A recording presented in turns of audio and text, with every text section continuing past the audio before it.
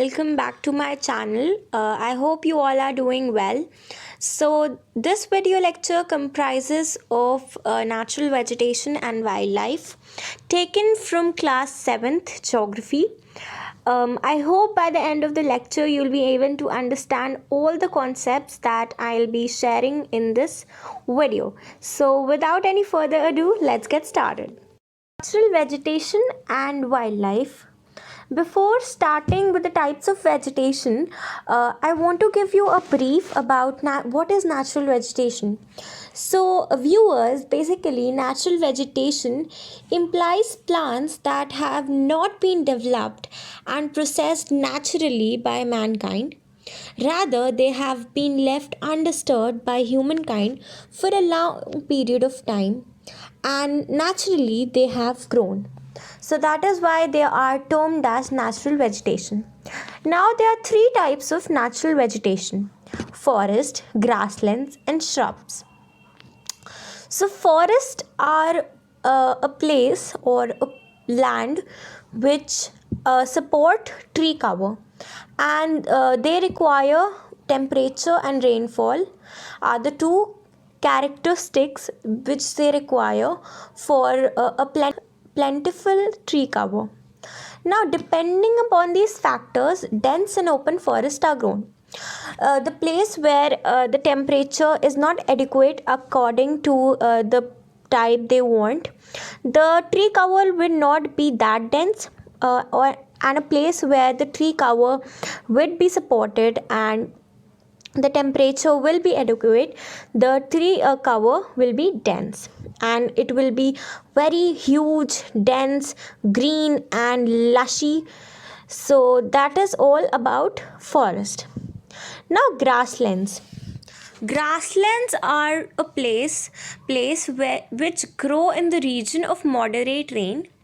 We have also seen that some of the grasslands grow in the frigid and the torrid zone as well. But yeah, most of them grow in the tropical region. Okay, because they need moderate rain and they need moderate temperature. That is why. Now the third characteristic of vegetation that we are heading toward is shrub. So what is shrub? Shrub is thorny shrubs and they grow in dry region. That is very well understood. Now types of forest. Now there are tons of types of forest that we are also familiar with. So the first one that we will be discussing about is tropical evergreen forest. Now tropical evergreen forest is also called tropical rainforest because the rain is also very abundant here. These thick forests occur in the region near the equator. That means they are very close to equator and very close to the tropic. These trees do not shed their leaves altogether, therefore they are called evergreen. These thick forests occur in the regions near the equator and close to the tropics. That means it occurs in the region that are near the equator and they are also close to the tropics. So these trees do not shed their leaves altogether, therefore they are called evergreen. So they are also known, this is a fun fact, that they are known as evergreen because they don't shed their leaf. They slowly and gradually shed their leaves and they are green throughout the year. That is why they are known as evergreen. Now hardwood trees like rosewood, ebony, mahogany are common here. Yes. We have also seen many kinds of soaps made from rosewood, which is very good for skin.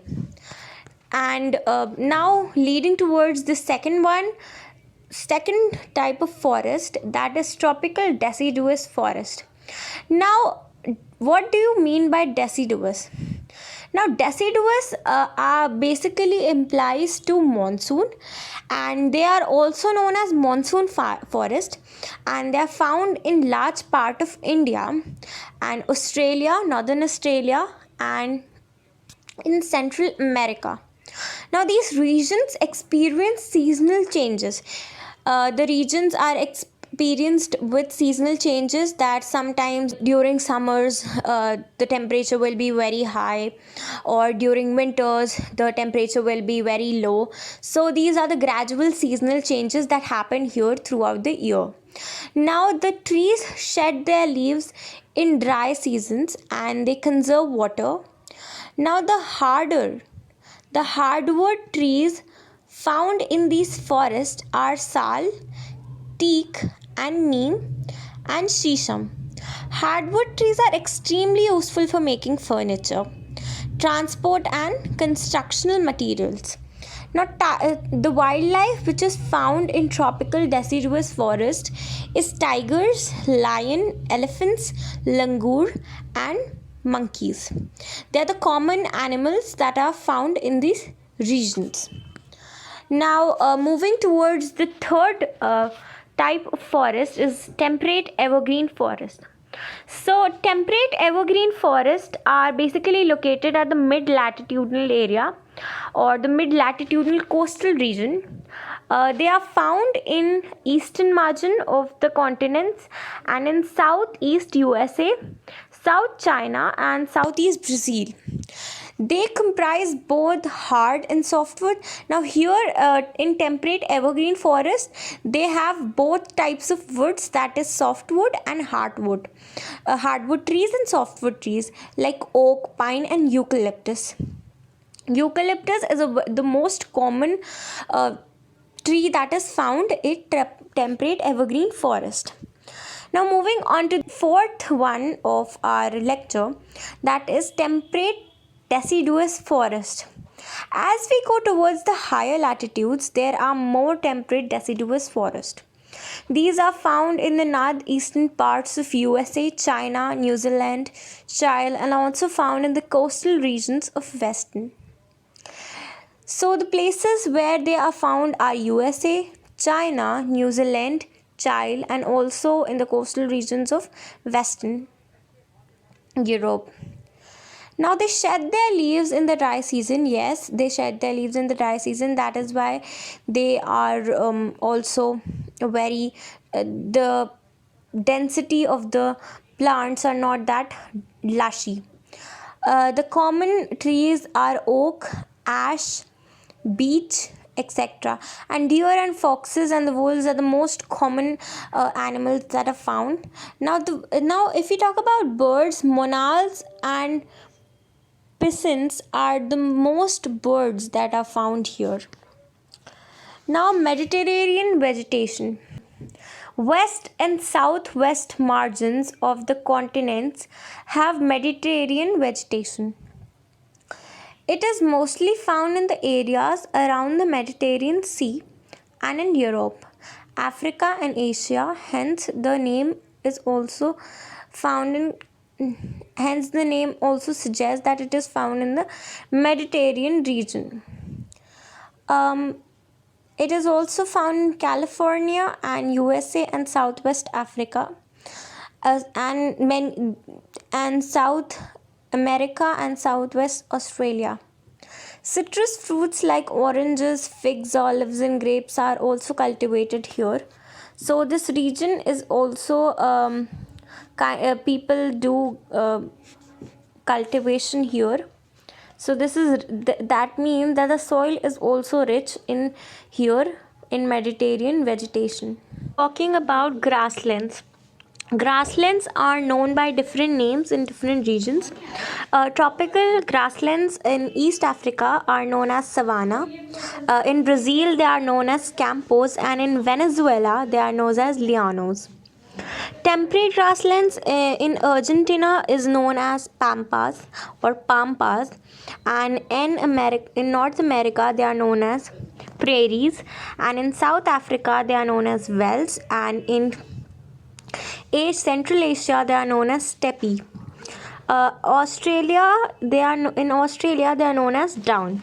So this is the most important note in the grasslands topic. So you can also make a note of this because this is very important and you should always remember this. Now, the first type of grasslands which we will be talking about is tropical grasslands. So, tropical grasslands occur on the either side of the equator and they extend till the tropics.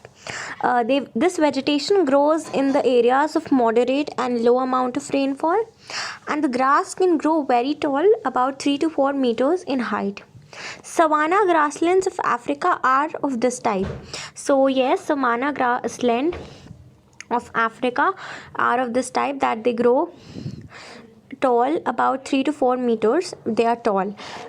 So the wildlife which we found in tropical grasslands are elephants, zebras, giraffe, deer, leopards. Now moving towards temperate grasslands. Temperate grasslands are found in the mid latitudinal zones and in the interior part of the continents. Usually, grass here is short and nutritious. That means the grass can also be used as cultivation. Many people do that. In Germany, many people do that. Wild buffaloes, bisons, and antelopes are the wildlife which are found in the temperate grasslands. Also, temperate grasslands are found in the mid latitudinal zones and in the interior part. Usually grass here is short and nutritious. Wild buffaloes, biceps, and antelopes are the common animals that are found here. Moving towards thorny bushes, the third type of vegetation. So thorny bushes are found in dry desert like regions of Sahara or in Rajasthan. Tropical deserts are located on the western margins of continents. The vegetation cover is scarce in here because of the scanty rain and scorching air. So the temperature here is very high and the rainfall is not that much here. Now, the last topic of our lecture is tundra vegetation. Now, the polar region are extremely cold. That is, we all know that it's very cold, and the growth of the natural vegetation is very limited. So, only mosses, lichens, and very small shrubs are found here. So now it grows during a very short summer. The vegetation here is found in the polar areas of Europe, Asia, and North America. The animals have thick fur and thick skin to protect themselves from the cold climatic conditions, and seal, walruses, musk oxen, Arctic owl, polar bear, and snow foxes are the wildlife that are found in this vegetation. And the vegetation which is located at the Atlantic area is known as tundra vegetation.